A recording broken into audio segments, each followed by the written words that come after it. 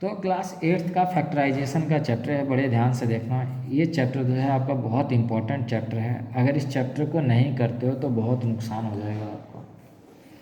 तो इसमें एक एक क्वेश्चन को बड़े बारीकी से देखना है। अगर आप फैक्टराइज करना जान गए हो तो समझो कि बहुत से क्वेश्चनों में आपको दिक्कत नहीं होगी। अगली क्लास में जिस क्लास में भी जाओगे दिक्कत नहीं आएगी। ठीक है। क्वेश्चन फर्स्ट क्या कहता है आपका कि फाइंड द कॉमन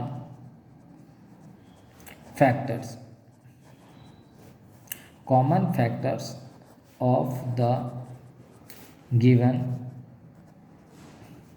टर्म्स। ध्यान देना थोड़ा सा।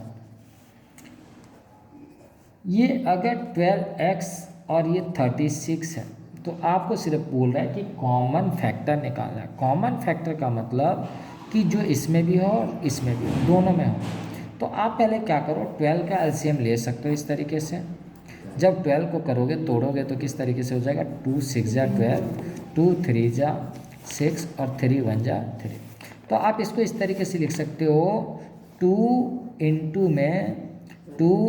में 3 और इसके साथ x भी मल्टीप्लाई में इंटू में x।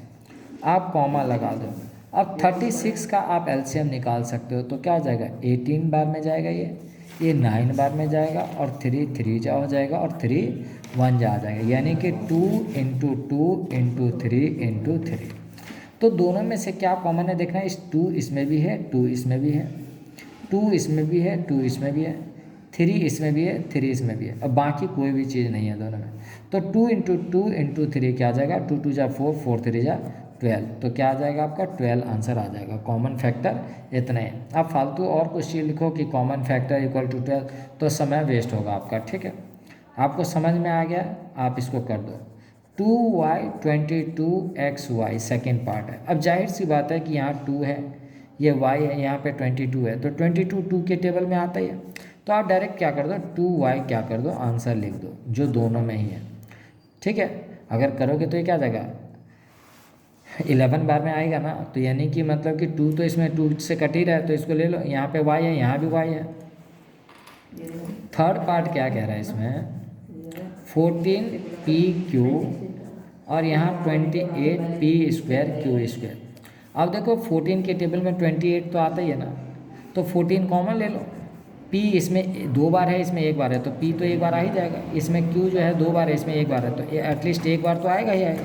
तो 14pq क्या आ जाएगा आपका, कॉमन फैक्टर आ जाएगा। उसके बाद आप फोर्थ देखो तो इसमें कह रहा है कि 2x 3x² और यहाँ 4 है। तो तीनों में वही चीज़ आना चाहिए जो होना चाहिए, मतलब कि तीनों में वो चीज़ आना चाहिए। हाँ, तो यहाँ पे देखो ये 2 है तो यहाँ पर 2 नहीं है। ठीक है, अगर यहाँ x है, यहाँ भी x है, लेकिन यहाँ पे x नहीं है, तो कुछ भी जो है तीनों में इक्वल नहीं दिखाई दे रहा है। जो होना चाहिए कॉमन कुछ भी नहीं दिख रहा है, तो आप क्या कर लो, 1 ले लो। क्योंकि हर एक नंबर जो है 1 से डिवाइड हो जाता है, 1 से मल्टीप्लाई हो जाता है। हर एक नंबर के साथ 1 जो है अपने आप ही लगा रहता है, तो आप 1 को लोगे ही लोगे। ठीक है, जब कुछ भी ना आए तो। आगे के एक्सरसाइज में आपको पता चलेगा बहुत कुछ। 24ab²। अब देखो 6, यहाँ 6 के टेबल में 24 आता है, तो 6 ले लो सीधा कॉमन। इसके अलावा क्या आएगा, कुछ भी नहीं। यहाँ a है, यहाँ भी a है, a ले लो। यहाँ b² है, यहाँ तो एक b है ना, तो 6a भी कॉमन आ जाएगा। यहाँ c है, यहाँ c नहीं है ना, छोड़ो, उससे हमें कोई मतलब नहीं। सिक्स्थ पार्ट देखो क्या कह रहा है, 16x² x³ है, सॉरी बेटा, 16x³ -4x² -32x। अब देखो यहाँ पर क्या है, 4 है सबसे छोटा। 4 के टेबल में 16 भी आता है, 4 के टेबल में 32 भी आता है। तो आप क्या कर लो, पहले तो 4 ही कॉमन ले लो सबसे छोटा। ठीक है, यही आ जाएगा।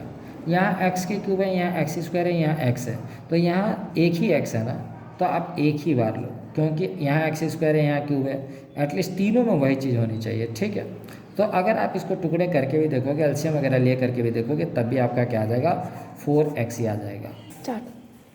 अब देखो 7th पार्ट इसका क्या कहता है, 10pq 20pr और ये 30rp है। तो देखो सबसे छोटा इसमें कौन सा नंबर है, 10 है।